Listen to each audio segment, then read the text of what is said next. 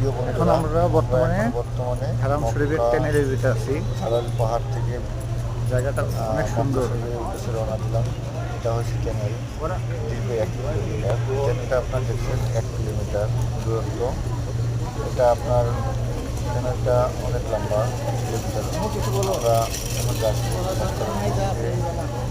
আমার পাশে আসে আমার ভাগনা।